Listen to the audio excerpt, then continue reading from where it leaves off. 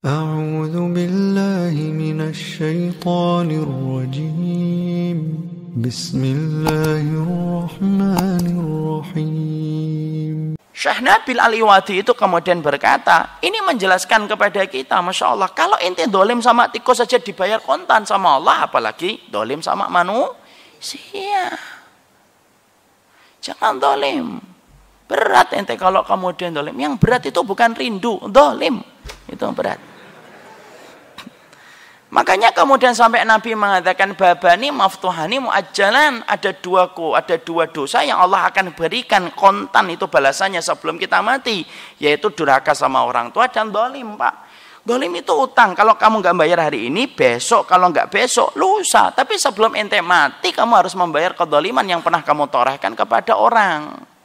Ente mau berjenggot, nggak berjenggot, cingkrang, nggak cingkrang, ente bisa baca kitab, anda bisa baca kitab, ente faham Quran, anda faham Quran, ente dolimin orang, kelar. Ente sebelum mati pasti akan dibalas oleh Allah Subhanahu wa taala. Pasukan Amerika itu yang membunuh kaum muslimin, pasukan Amerika yang membunuh kaum muslimin, Pak. Yang ada di mana itu? Yang membunuh kaum muslimin di Irak, di Afgan. Pasukan Amerika itu balik ke negara mereka itu stres berat, Pak, mereka. Sampai mereka harus menghadap ke psikiater itu. Cuma ditutup aja faktanya sama Amerika itu. Amerika itu kalau menghadapi muslimin itu sekarang sudah stres, Pak, mereka itu. Makanya mereka selalu menggunakan apa? Kekuatan koalisi, Pak. Bapak paham ya? Koalisi itu artinya apa? Bareng-bareng. Karena memang orang kafir itu, Pak, kalau sudah menghadapi Islam kok bareng-bareng itu berarti mulai stres, Pak. Masa Ustaz? Iya. Coba lihat musyrikun ketika menghadapi Nabi pertama kali. Tidak pakai koalisi. Dia jadilah perang Uhud, perang Badar, perang Uhud. Tapi ketika sudah mendapati Islam semakin kuat, akhirnya ada perang Ahzab. Perang Ahzab itu disebut apa? Koalisi. Pulang-pulang stres dia. Itu menunjukkan kepada kita jangan dolimin orang, Pak. Dan maaf, kedoliman itu sebenarnya ada dua. Ada orang yang dolim dengan tangannya, ada yang dolim dengan kakinya, sebagaimana preman di Kampung Rambutan dan di Pulau Gadung. Ada orang yang dolim itu dengan lesannya. Yang lahirnya di masjid, lahirnya di tempat taklim. Tapi kemudian dia dolim sama orang lain. Alah ya Allah. Ngajinya kita aja belum tentu diterima, ente sudah dolimin orang. Nggak cocok sama Ustadz, ya wajar. Tapi tidak usah kamu dolimin orang itu. Kalau ente sudah siap untuk mendolimi orang, siapin berkas. Nanti kamu akan berhadapan dengan dia kelak di hadapan Allah. Dan itu berat. Dan itu berat. Makanya sampai kita kemudian dikisahkan ada satu sahabat di fitnah, didolimi sama orang tabi'in. Coba, yang memfitnah tabi'in, seorang sahabat. Siapa itu? Sa'ad bin Abi Waqqas. Sa'ad bin Abi Waqqas kemudian seorang sahabat besar yang doanya sering dikabulkan oleh Allah, kan? Saking kemudian mustajabnya doa Sa'ad bin Abi Waqqas, kalau Sa'ad bin Abi Waqqas itu sudah berdoa ngangkat tangan sebelum turun, sudah dikabulkan sama Allah, insyaallah. Kalau kita kan naik turun nggak dikabulkan. Sa'ad bin Abi Waqqas itu sebelum turun sudah dikabulkan. Loh, di fitnah sama Usamah bin Qatadah. Di fitnahnya apa? Ini tidak becus kalau ngimamin sholat. Tidak faham masalah sholat, tidak ngerti dia.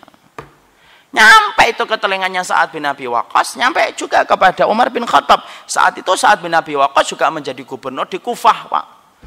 Maka kemudian Sa'ad bin Abi Waqqas kemudian akhirnya mengangkat tangan. Ketika beliau mengangkat tangan, maka kemudian beliau cuma berdoa 3, ya Allah timpakanlah kepada yang memfitnah saya. Kalau dia riya mencari sesuatu selain engkau, ya Allah, ada sesuatu yang dia cari selain engkau, maka timpakanlah dia 3 perkara. 1, miskinkan. Terus 2,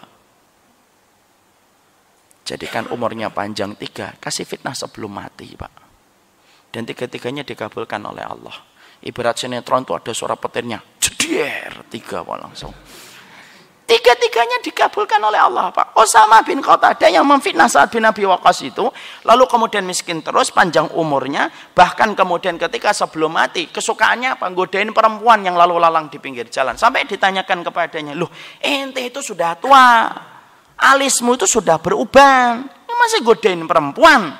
Dia berkata, inilah bayaran yang saya harus bayar ketika saya pernah mendolimi Sa'ad bin Abi Waqqas dan doanya dikabulkan oleh Allah. Padahal tabiin, Pak. Hasan bin Sabit itu pernah memfitnah dan mendolimi Aisyah radhiyallahu anha. Padahal Hasan bin Sabit itu beliau seorang sahabat luar biasa. Tapi terpeleset, namanya sahabat. Tetap mereka tidak maksum. Pernah ikut-ikut kemudian memfitnah ibunda Aisyah berzina. Apa yang terjadi? Buta Hasan bin Sabit. Padahal ini penyairnya Nabi. Ketika kemudian disampaikan berita butanya Hasan bin Sabit kepada Aisyah, Aisyah cuma berkata, saya berprasangka itu merupakan bagian dari hukuman yang harus dia balas ketika dulu memfitnah saya. Itu kata ibunda Aisyah. Loh, kalau sahabat tabi'in pernah terpleset ketika itu berkaitan kedoliman, Pak, dibayar kontan. Apalagi anak, Pak. Apalagi bapak.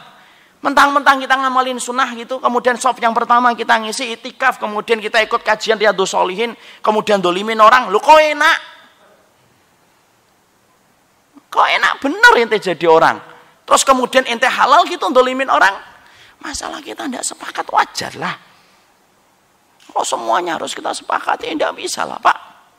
Tapi kalau saya tidak suka sama orang, saya tidak akan dolimin lah. Saya akan berusaha untuk kemudian menjaga haknya sebagai seorang muslim.